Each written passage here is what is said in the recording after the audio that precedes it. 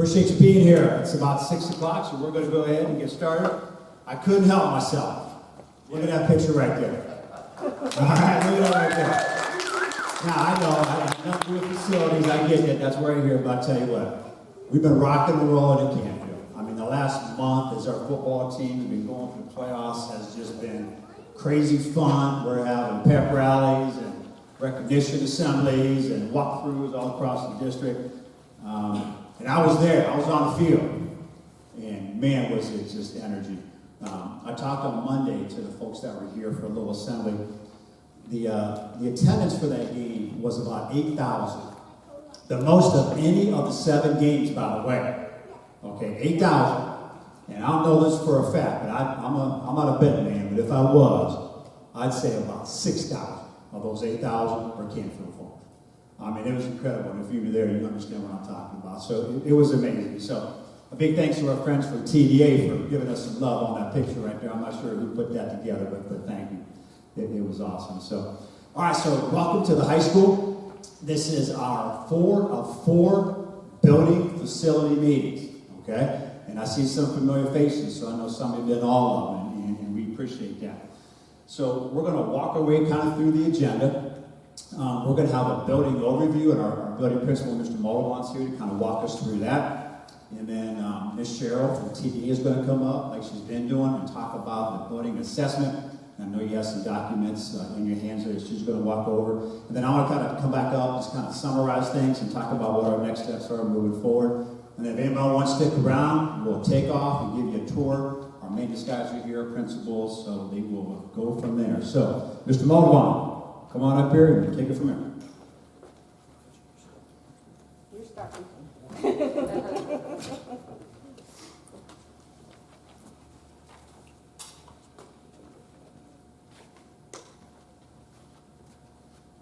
Thank you very much for coming tonight.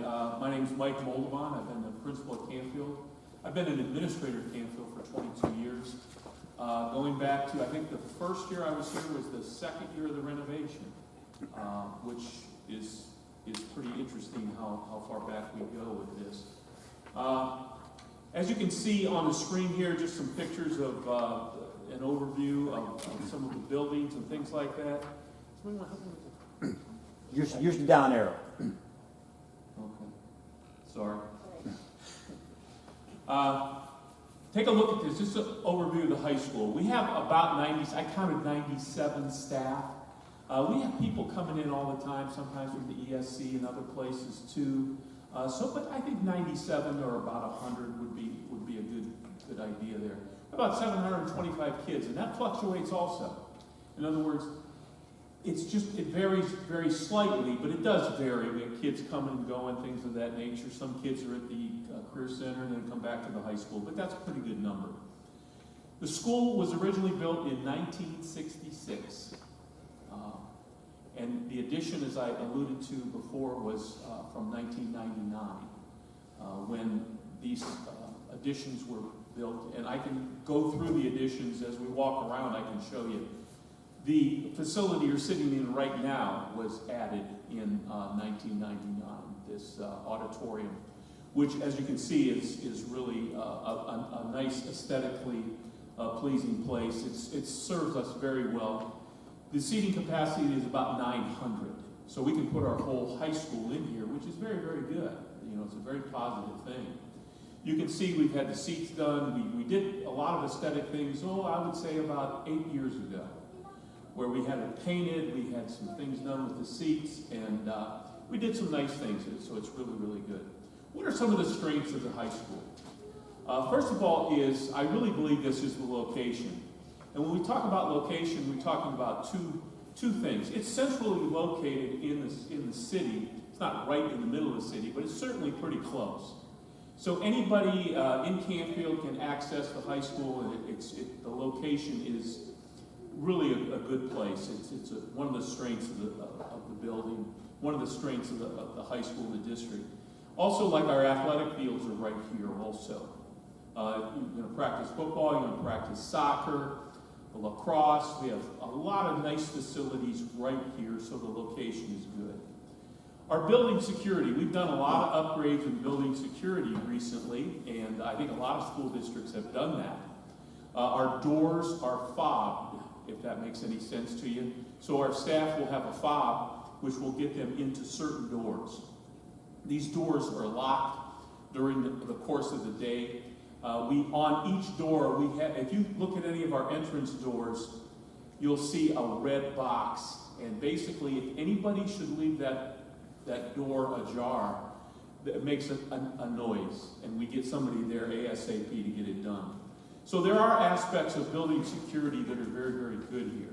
Okay, it's a big building, it's kind of a big square, but we feel fairly good about the security, although we do have some areas that I think really need upgrading. Parking is another strength. We can sell parking tags to any student who wants a parking tag. Now that wasn't true probably about 12, 15 years ago. When I first got here, we actually had about 1,000 kids in the high school, pretty close to that. So we would actually have to limit the number of parking tags we got. But parking, it's pretty big. If you've been to a football game here, there's usually plenty of space, basketball events, things of that nature.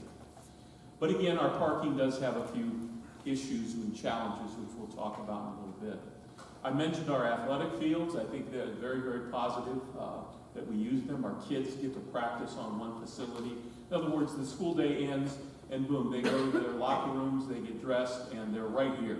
I know a lot of districts, they're busing kids to places just to simply practice, or kids kind of fend for themselves. We have a baseball, quote-unquote, softball building, which is called the Centofanti building. And a gentleman named Mr. Centofanti years ago provided a lot of money to do this. This was a booster organization which got together a lot of donors, and if you know anything about the building, it's kind of out by the football field, and it's a very nice, our baseball team can use that facility, and sometimes other sports too, but a lot of schools don't have that, and we do, and that's a very, very positive thing. I mentioned about the overall size of the school. You know, I think we're big enough in here that we can handle the number of students that we have. Like I said before, a few years ago, again I'm talking 12, 15 years ago, the school was bigger as far as population is concerned, but the overall size of the school is really good. I mentioned about this auditorium, and we also have a separate band room and a separate choir room, which we've upgraded, but those were also part of the addition when the addition came in and they were redone. But that's a very positive thing also. So we feel very good about a lot of things in this high school that are going on. What are some of the challenges that we face? Well, when I take you on a tour, you're going to see we have some foundation issues. And basically, these are not in the new addition to the building, but it's from the area of the building that was built in 1966. And I'll take you through the kitchen and through some different areas and just show you and give you an idea of what we're talking about there. We struggle with building leaks. And if you have a heavy rain, and there's some teachers here, they can attest to that we always struggle with that. You'll see as I take you around the building and you'll see some areas where, you know, the water has come through and, you know, it stains a little bit. We do our best to keep up on that. But we do have some issue with some building leaks, excuse me. This auditorium floor that I'm standing on, if you go behind the curtain, you will notice that we have a lot of issues from moisture that, again, come from leaks and other issues that we have in the building. This district, you know, we talked about the state championship football team up there, and that's fantastic, but we got a fantastic drama department, a fantastic band and choir, and there's all kind of concerts that go on here and things like that. And I'll show you some of the moisture issues on the floor when we take our tour there. We have obstacles with Wi-Fi and cellular service, and I'm not sure about all the specifics, but I know we just had a meeting with our district leadership team, and that was one of the issues that was brought up. It's very difficult to get Wi-Fi or cellular service in the building, and there's a variety of issues. I'm not a tech guy, but I know that a lot of the buildings in Canfield School struggle with that issue. Our vestibule, I'm sure you all came in from the front. Is that accurate, from the front of the building? And again, you'll see an attendance desk out there, but it's so open. And most good, secure schools, when you come enter the building, there's a very small area in which people just can't kind of, if you will, rush in or get through there. But it just makes it very difficult for security in the beginning of the building. I will show that to you when we go around, but that's a huge issue as far as that vestibule and the entry and security. We'll talk about that. Classroom size. Anytime you add onto a building, you have issues with certain classrooms are very nice, big, huge. Other classrooms are very, very small. And when they redid the building in '99, I wasn't here then, you'll see that a lot of the classrooms are very, very small. You go into some of our science classrooms and they're just magnificent. They're part of the addition that went on. And whoever thought about the science classrooms when they did the addition did a great job. It was fantastic. You can actually have labs and a classroom actually in the same space, which is really pretty cool. But we feel good about that too. I would say 80% of our classrooms don't have any natural light or outside light to them.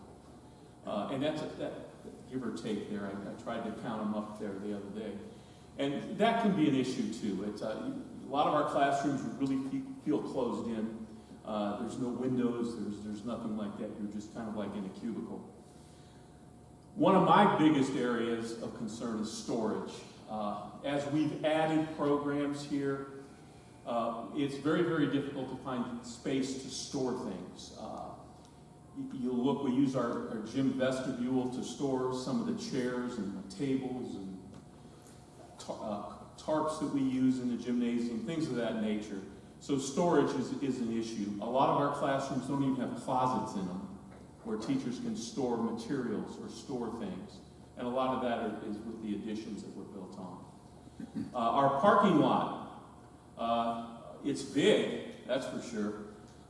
They built it on a hill, which is interesting. Not all of it, but a lot of it. And the water tends to flow down, and what you have is you have a lot of flooding that goes on.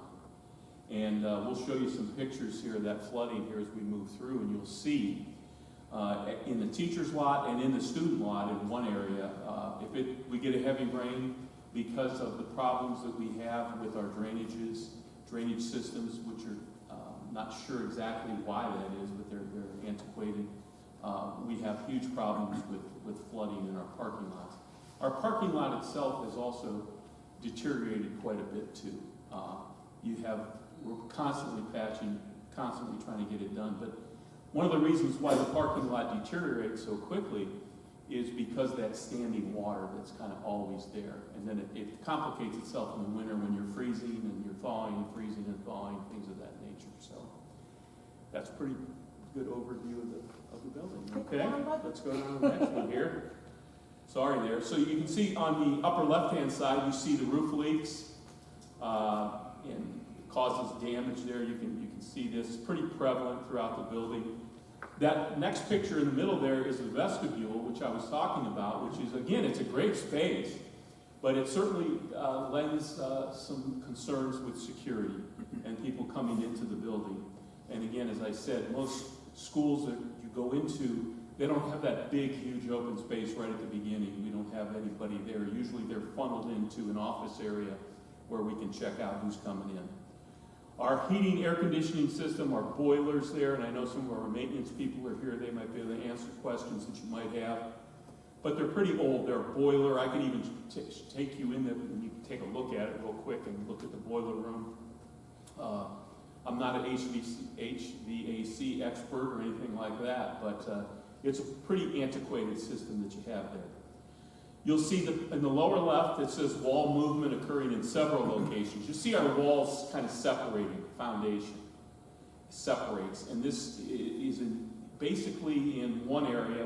I have not personally checked the whole building, but it's pretty prevalent in one area, which is there. Again, that's a classroom. That classroom from that picture looks big, but when I show that classroom to you, you'll see how small it really is. It's a very, very small area. And there's a lack, again, there's no natural light in it or anything like that. So just to give you an idea of what we're talking about here as we move through. You ready? I am ready. Okay. Don't go far. Here, have a seat. Sorry.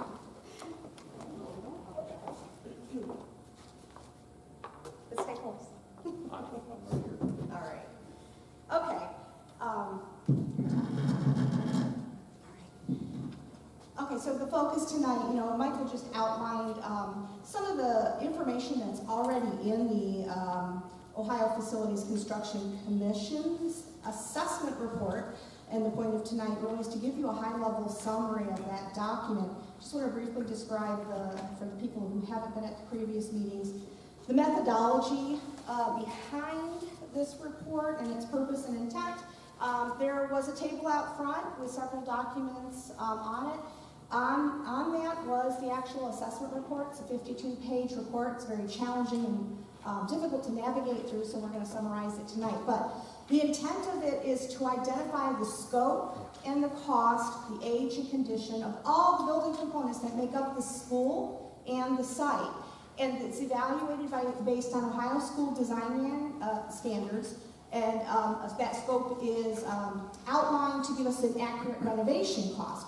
It is intended to be a living document which should be regularly updated to capture changes such as improvements or deteriorating conditions throughout the building. But its main purpose is to serve as a guiding tool as we move forward through the long-range master planning process to make wise, educated decisions about how much to put into the building to renovate, or should we replace the building. So it is a guide in the master planning process, and the intent of the OFCC and us is that the information within is 100% transparent. This is a public document, but most people cannot navigate through the OFCC website to find it, so we're going to talk about it tonight. Real quick, the basis of analysis is, again, Ohio School Design Manual Standard, Building Code, ADA regulations, and the costs therein, for the most part, are based on the OFCC assessment cost guidelines. It's updated annually. So the bulk of this report is divided into 23 categories. So each of the main pages, there's a couple front pages, a couple at the end, but the bulk of the document is categories that define that scope and condition as well as associated improvement costs for all of these 23 categories. So you can see up on the screen A, HVAC, F, windows, P, site. It's all structured and categorized in that manner for every school report that OFCC does. So another document that was on the table really is the assessment summary. And in the report, you can find this summary, at least the red column, on page 7. I'm going to walk over here to get it.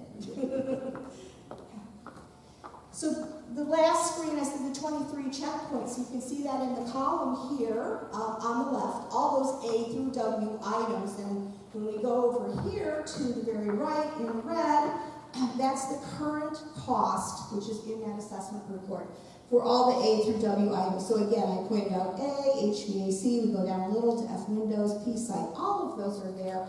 Their subtotal, contingencies, soft costs, and so forth are added. So you can see for this building, we have, in current state and condition, about $50.3 million in renovation work that is needed for this building. Again, to bring it up to Ohio School Design Manual standards and building code. The other two columns represent previous checkpoints in time and the cost associated at that time. And, we've talked about this in previous meetings. If, go back to the original 2018 assessments and so forth, it was 34.3, and now we're at 50.3. Costs for renovation, costs for construction have increased dramatically over the last 2 years. The COVID impact, the economy, inflation, material sources, shortages, and so forth, all contributing to that increase in cost. So we're going to summarize tonight some of these, not all these categories, but I want to start off with section P, that's site, and you can find information to validate what we're talking about on page 28 of that report. So do you mind coming on up with me? So the school has the main parcel, these parcels are outlined in yellow, is almost 30 acres. And that's what's reported here in this assessment report, but what they failed to capture is the upper parcel where the fields are about 15.72 acres, so I think that's what, 45 acres? Yeah, 45 acres on the site. And you should talk about, even though it's a large site, some of the challenges that you're facing here on the school site. Yeah, again, as far as the site, it's great that it's centrally located in the city, but one of the issues that we face is with buses and with traffic. It can be very, very challenging. We've kind of modified our bus routes where we used to have every bus come to the high school, pick every kid up, and then move to another school. And we've modified that now where we only have a certain number of buses, and that helps. But it's just very interesting. Every day we have to have our student resource officer kind of directing traffic out there. So again, that's just an issue that we kind of struggle with a little bit.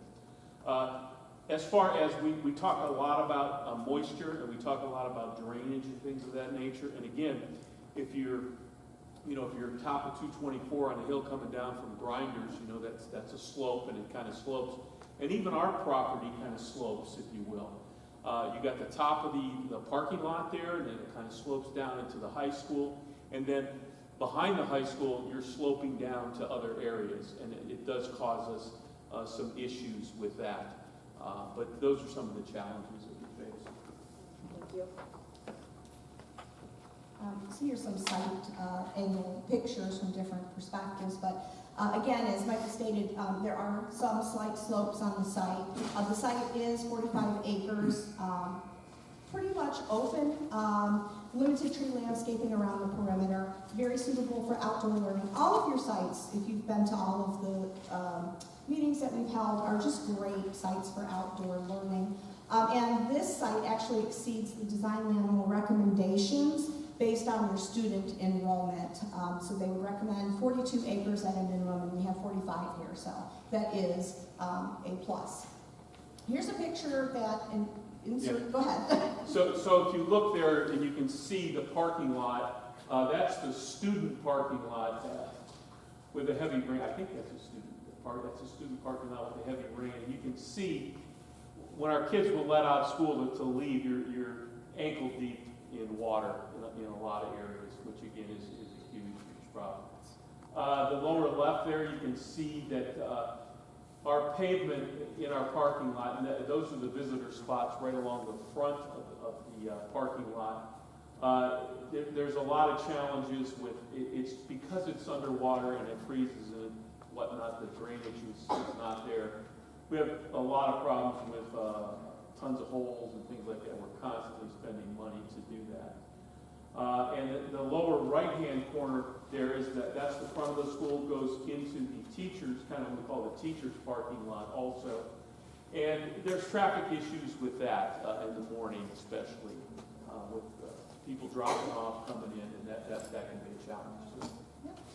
And the student parking lot, that's on the north side of the site, is that correct? The student parking lot there is out by the weight room. I think it's easier to say, between the weight room and the stadium and the high school, that's what we're talking about right here. Okay. So item section P, which I said was on page 28, does capture all of these items within it. And again, the costs for all these improvements and more that are more detailed in there are about $1.7 million to bring up to current standard and code and remedy these issues. So I want to talk a little bit about that floor separation and settlement issue. A lot of it is occurring, I'm going to say again direction because that's how I orient, in terms of the north side and the east side. Cafeteria area is huge. It's huge. But mainly in the kitchen area, along that exterior wall, some of the interior walls there, and there is some settlement occurring. It is being monitored, you can see from the pictures. There are some significant cracking, some to the width, and I can put my hand through it, as well as the left picture showing where the floor of the wall is having some separations. The middle picture is in the shower, I think the locker room off of the kitchen, and on the left side of that middle picture you can see some separation going there. In the restroom. Okay, so it is being monitored. There is no evidence or indication that there's any structural failure about to occur, so we don't want to invoke any panic or concern, but it is being monitored by a structural engineer. For the purpose of this assessment, just like at CH Campbell, the OFCC required us to get a third-party construction firm to take a look at it, consider the worst-case scenario if we actually had to go in, dig out, take the walls down, underpin the foundation, rebuild the walls. Anybody who wants more details about that, I have that report here with me we can discuss. But the information is outlined in section I, which is page 20. The construction manager's estimate, again, at worst case scenario, was almost $2 million, so big price tag. Again, we don't see any need to invest in that right now or concern, but it is being monitored for due diligence. Okay, building envelope. Now, talking about the roof and the windows and the walls and so forth, the overall condition of the building really is in pretty good condition. The roof has aged. It's a large roof. Compared to the middle school, that's several stories. In some areas is actually 3 stories. So even though we have about the same square footage between the middle school and the high school buildings, this building has 2+ times roof area because it's a single-story building. So it costs more, it takes longer to address the problems, hence the roof leaks that have to be addressed in portions just because of the magnitude and the size related to the cost of replacement. So we do have some active roof leaking. The school district has a roof replacement plan, has been in the process of replacing portions of the roof over the past several years. Windows, they are insulated, which is great, but they have reached the end of their useful life. They're also due for replacement, just simply due to age. Oh, I should go back. If you want information on the roof, that's item B, and that is on page 13. And I talked about the magnitude and the size of the roof. $4 million to replace what's needed on the roof in terms of what's in need of replacement right now. Windows is on page 17, that's item F. Very minimal, like you mentioned, there's not a lot of windows in the school. No, there's not a lot. So less than $500,000, but $4 million for the roof, right? So let's talk really quickly about general finishes. So the picture on the very left is this area back here, behind the backstage, and you can see some of the damage, just wear and tear and everything. It's typical, it's expected, that it's going to happen. It's a high-use space. Middle picture, I have to say, this building in general, in terms of general condition, it's really in pretty good shape. It's been very well maintained, as all of the school buildings, but with the 1999 addition, featuring some really high-profile spaces such as the gymnasium and so forth, is in good condition. We have terrazzo flooring in our corridors, a nice big open cafeteria, but then there are areas such as at the bottom of this collage, that are dated from the 1960s. And they look like they're from the 1960s, especially that home ec room right there. So the condition actually ranges, but because of some of the work that's needed, in particular the sprinkler system, it kind of triggers some other costs in terms of replacement. You can find information on general finishes on page 21. It's item J, and that has about a $6.1 million price tag. Good? Yeah, the gymnasium is, it's really maintained well. We have some of our maintenance people here. And, they've done a lot of work in there, improved the lighting, things of that nature. We just improved our not security, but the setup of the gym for basketball games. We removed the top set of a row of bleachers so that we could have our team on the court. So a lot of nice things. There's actually a game going on tonight here, even as we speak. So if you're interested in that, that's that way. But it's a nice gym. It's not big, but it's nice. Very nice. Well appointed. Okay, moving along, we just have a couple more sections. So if you've attended the previous meetings, I've said it, every single one, The biggest cost to a building renovation in a building of this age, and especially in the 60s, is what's happening behind the walls, the things that you cannot see. It's the guts of the building, the HVAC system, the electrical system, and so forth. The pictures on the left, I tried to circle a picture up there in red, a part of that picture. That's what we call a rooftop unit, RTUs. The district has embarked in an aggressive 3-year RTU replacement. There's 30 plus rooftop units. That's what provides the air conditioning in this building. They were put in 1999 during the addition and the renovation project. They have a 20-year lifespan. So they're due for replacement simply just because of reaching the end of their useful life. So we're what, Joe, about 2/3, Mr. Knoll, through that? Yep. So we replaced over 20 of them on over a 3-year schedule, just because the cost is so great. We can't do it all at once. 1 year left to do that. Those will be replaced. However, OFCC does not recognize RTUs as a compliant HVAC system, so in the report, under item A, you will still see full replacement. This is not the reason, and their methodology behind it is mostly due to the short lifespan of the RTUs and the energy component. It is not a very energy efficient type of HVAC system, so it's not in their list of approved systems, so they automatically put in replacement costs for that when they're present. There's another picture of the boilers over there, but you'll walk them through. Yep. Okay.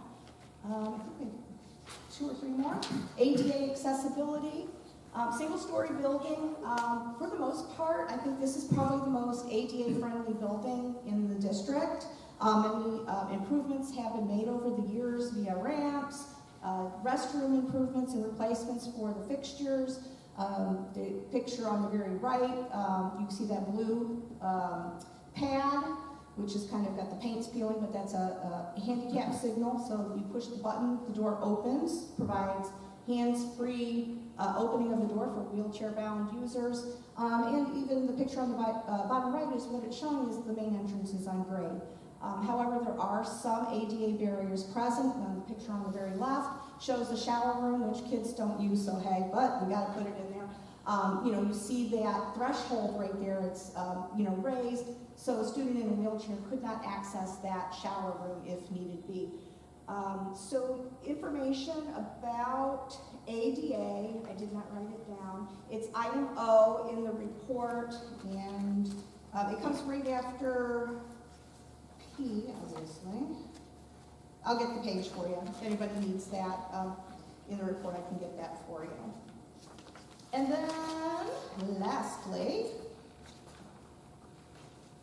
I don't have it on campus, that one got taken out. Talking about educational adequacies and the size of the spaces, that's another thing that OFCC does evaluate. Not too much in this report, but when we get into master planning, it's a very big consideration. So this chart really is just a snapshot of a variety of typical spaces that we find in schools. You can see the second column, the first column outlines those spaces, the second column shows their existing square footage.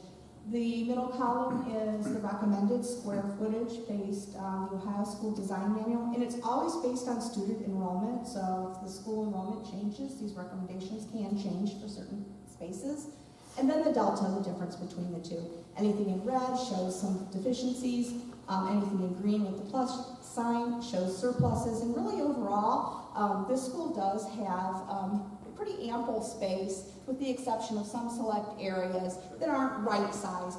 Overall, however, we do have a lot of space in this school, ample square foot for our student enrollment. So we'll close here with safety and security. So these are pictures of existing conditions that Michael kind of showed you earlier, but a little bit more up close. So when you come into the main entrance, you are buzzed through, correct? You are buzzed through, that's accurate. Yep, so but the problem is once you are buzzed through, you're now in the center of the lobby in the office. As you can see on the top right, the right picture is behind the resource officer desk. I guess they're filtered to the resource officer for check-in, is that correct? They check in at the attendance desk. Which is across, Yeah. literally. And we have a Raptor system that we use where visitors coming in take your driver's license. And the Raptor system would identify anybody who has any serious legal issues that we need to be aware of. Offenses. But then they have to go from that area to the main office, which is really the issue, because you're moving from the attendance desk. It's not that far, but you do have to move. There's a lot of open area, and you've got a lot of kids walking around at that time. Ideally, the passive standard design is that the person has to go through the office and go through those checkpoints in an enclosed area before they have access to the whole building, which is kind of what they have now. So these pictures kind of just depict the very left person, a person being buzzed into the vestibule. The bottom right picture showing that they then have to be directly filtered into the office for that proper clearance to the Raptor system and the attendance office.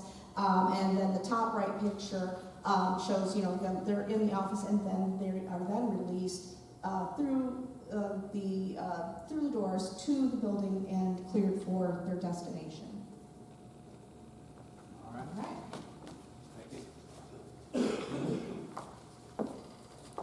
All right, so we'll wrap it up with our next step. So as you can see, that graph to the left, we're done. All right, this was our four meetings at the different buildings and the tours. So we will mark that off as completed. The next graph you see is, I'm looking forward to the most. Haven't been through this yet, but the educational visiting session. So we have a date set for Monday, January 23rd. Those invitations are going to go out. It's an invite only. We're going to have some great conversations about what's teaching and learning and education going to look like here in Canfield for the next 50 years. Okay, so very excited about that. And that's going to transition to our facilities committee. And that group of people, folks, have signed up, and I'll talk about that one more time tonight. Starting in January, moving on hopefully through April, we're going to have a series of meetings, and we're going to talk about what can Canfield live with when it comes to school facilities. And hopefully by the end of April, have a recommendation to the Board of Education on here's our master plan moving forward. So that's what that all looks like. And then one final time, this facility planning committee, you can sign up. Friday will be our last day, and I think that's December the 9th. You have it down at the bottom. Obviously, the goal is we're going to get some people together. We're going to talk about, hey, here's what we can live with. We're going to look at the data. We're going to look at costs. We're going to look at new versus renovation. All those things are going to come into play, with the goal being walking out at the end of April with a master plan to give to the board and hopefully present to our community a year from now. November of next year would be the goal. We've been working hard on trying to keep all this information in one place, and I hope you've had some time to go on to our website. If you click on that little link there that says facilities resource pages, we got a lot of information from our first meeting that we've had with our buildings to tonight's will be on there. All the presentations I made along the way are on there as well. All the documents TDA's handed out, all that's on there. So I told folks, if you can't come to our meetings, I get that. If you can't be part of the committee, that's okay, but you can always still be engaged by looking here and see what the artifacts are and all the documents moving forward to keep you in the loop. So we'll take a couple minutes here and take some questions and try to give you some answers before we take off on our tour. So if anybody have anything for us?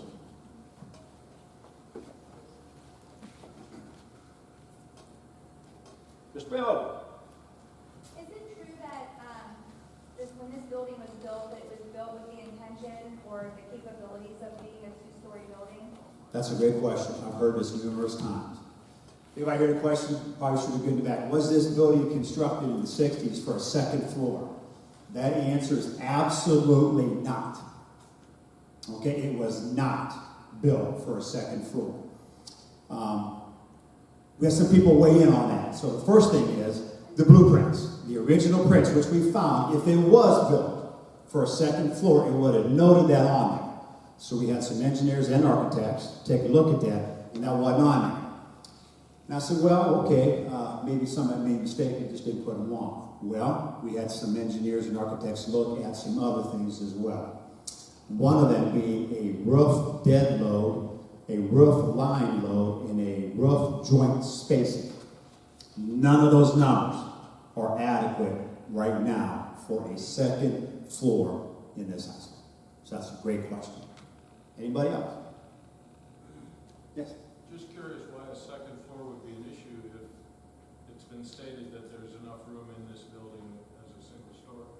The issue is there's not enough load. The load bearing that would have to be on the second floor when it comes to that is where the issue is right I'm now. wondering why, where is the demand for a second floor if you have adequate space in the building? Well, I think the conversation would be, what if we move like a 7th grade and an 8th grade to this building?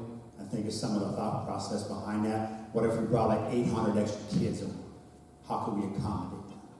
Yeah, right now, just high school, 9 through 12, we're good, as you mentioned. Yeah. So with the $50 million price tag to get everything up to 100%, do you guys have a price tag for the things that are a requirement as opposed to a nice to have? So the number that we saw tonight is for $50 million of full renovations up to code. Okay? Like for example, when Cheryl mentioned the heating and cooling part, we've already spent millions of dollars there, okay, for those rooftop units up above. So what you call the must-haves to me, like is the HVAC unit, okay, we spend money on those, the paving, those types of things. So the board initially last year said, we're not going to talk about brand new here at high school. We're going to look at what are the must-haves for renovations. So those are the numbers that we would use based on what you saw today to get to that, except for the HVAC piece. Well, Okay. And that's what I mean, right? So like, you're not going to replace the HVAC units that you just replaced. Correct. To get it up to the standards that, again, you just replaced it. What's the number for the things that you do need? Like, Well, that's the part that this committee is going to talk about. Like if you ask me, I'll give you my top 3 or 4 right now. And that's when our maintenance people are going to come in. And you heard that conversation tonight. I mean, HVAC is obviously one. The other big one's roof. I mean, that's a huge one. Another one for me is, and I hate to say this because it's painful, is the dang old parking lot and paving. And those paving costs are painful, but it's needed. I know Mr. Mullen talked about space. You know, that's a hard one. I don't know if that's on my top 3 or 4. But those are decisions that this committee is going to have to make. And what I just shared with you are basically what we had last time as well. Was it maybe like a $10 million renovation all in last time? Something like that. Yeah. Warm, safe, and dry. If you're looking at like prioritizing what needs to be done, I think is where you're going. As Mr. Null said, the committee will be charged with identifying those priorities. But you always want to, think about maintenance and safety. So we call it warm, safe, and dry, which are roofs, parking lots, tripping hazards, windows perhaps for energy savings. Yeah, I mean, Well, just and to me, it was technology. We talked Yeah. about technology. You know, we have some issues that we deal with here. I mean, we're making some great progress with one-to-one this year, as you know, in Canfield, which is awesome, and doing fairly well with that. So that's probably my top 4 or 5 from an education perspective. So, Mr. Madison. I know that the state would provide 16% of the cost for building a new building. Would they also provide 16% of the cost for renovating this building? Oh boy. Okay, you ready? That's an awesome question. Now I'm going to give you the superintendent answer, and then we'll go to the professional. Okay? The OFCC is not in the business of renovating buildings they don't think are up to speed. There's what's called a 2/3 rule. Okay? And like I said, I'll turn it over to Cheryl to talk more about that because I don't know exactly where we're at with that 2/3. But basically, it comes in how much money you're going to cost you to renovate versus build new. And if those numbers get close, like if the build new number is close to $50 million, the state's going to say, no. We're not going to give you any money to help you with that renovation piece. But you can get away with it, right? you can get away with it. Yeah, so let me give it to the professional here, because that's a good question. So if you can prove that, so all of the schools are above the 2/3 rule based on these assessments that were done a few years ago. All of them are? All of them, Okay. correct. However, you can get a waiver as long as you can provide that the building can still meet your educational programs for, the same type of life as a new building will, which we think there is some justification, like we just talked about in this school. It's adequately sized for most part. It's been well maintained. So there is a good possibility we could get a waiver for this building compared to some of the other buildings, but we'd have to go through that process, number one. At that point, then, they would co-fund for renovations as long as they meet Ohio School Design Manual requirements. So, like if you wanted to say, well, we want to finish the rest of those RTU units that we have on the schedule for next year, they're going to say no, because that's not an OSDM compliant system. Uh-oh, hands are going. We have to do everything up there. Excuse me? If we get the waiver, we have to do everything full 50. You don't have to actually do everything at one time. You can pick and choose. It's called a discrete portion, but what you do pick and choose has to be replaced to design manual standard. Who was next? Yes. So just for clarification, let's suppose we decide that necessary upgrades for this building amount to 20 million, just to pick a number for example. Would we get 16% from the state for that? As long as what the replacements that are being done for that $20 million meet the Ohio School Design Manual requirements. Yes. So we can select. And you get the waiver. What's that? And you get the waiver. You have to get the waiver because this building's over 2/3, so we'd have to get a waiver to keep this building online and to be accepted for co-funding for renovations. And then that $20 million of renovations has to meet Ohio School Design Manual requirements. Okay. I just want to be certain that when people get the information that you're conveying, that they're not going to think that when we go to a bond, to vote for a bond issue, that we're going to have to ask for $50 million for this school. Because that's what you presented there. I'm afraid people might get that Yeah, impression. understood. Yeah, so the point of this, and what was presented, was to outline everything that OFCC has identified that needs to be replacement. But through the ELP program, and it's the program we're in, you can pick select renovations in a building. For a new building, obviously you have to do the whole building. You can't piecemeal a new building. But for renovations, you can do a discrete portion. Thank you. You're welcome. Anybody else? Yeah. What's the maintenance budget for this school alone for a year? Yeah, I don't know that number off the top of my head. Could you repeat the question? You want to know how much money we spend on this building a year for like up maintenance and up? Now, I'm going to be honest with you, the last couple of years have been crazy because we spend millions on the rooftop unit. So that's a little out of whack. That's not a typical year. But the last couple, because of the rooftop units. How much is allotted for maintenance for a year?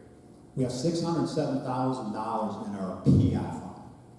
Okay, and that's where we do the majority of our maintenance work out of. But out of that 607, also we buy buses. And each bus costs me about $100,000. So that's the fine line that we're waiving, is to make $607,000 a year fit all the needs that we have across the district.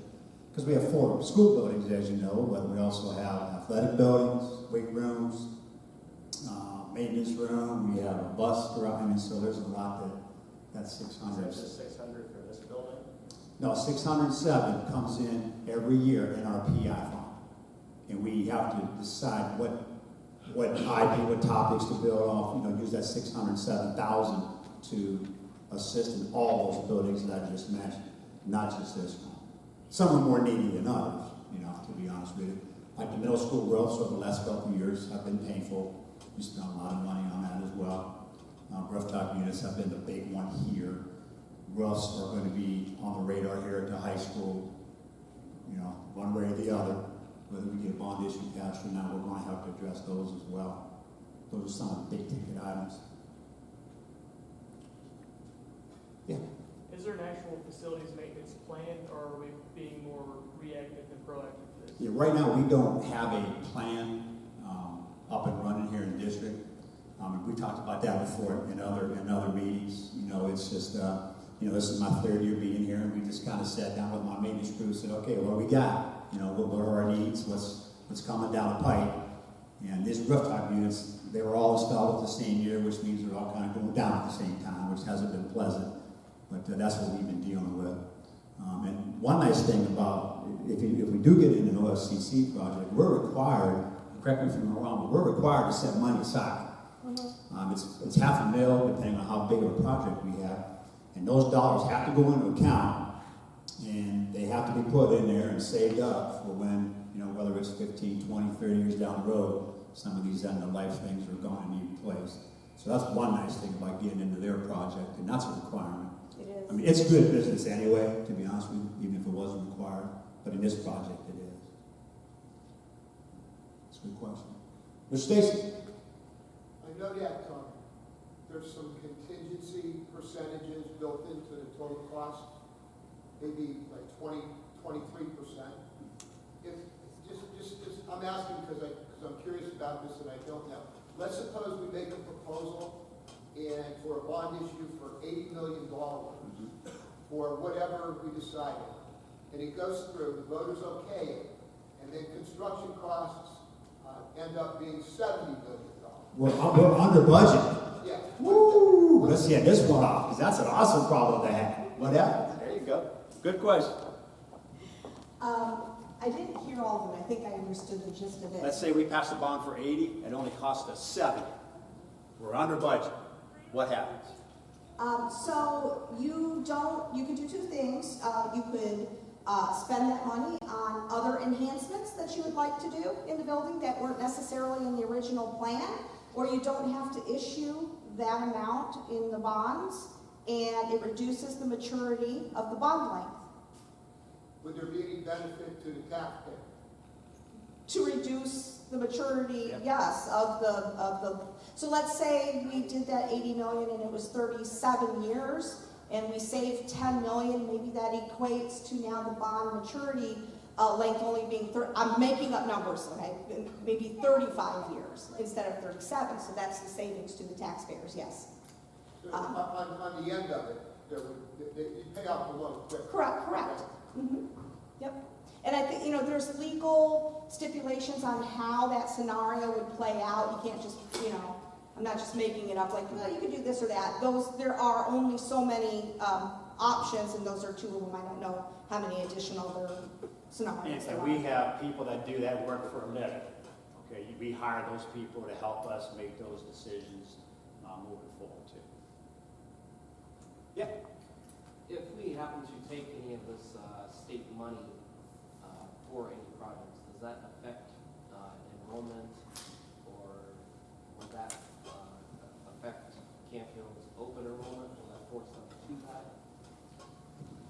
No, those funds come from the state. They don't dictate anything when it comes to attendance or open enrollment. Those are still all local decisions there.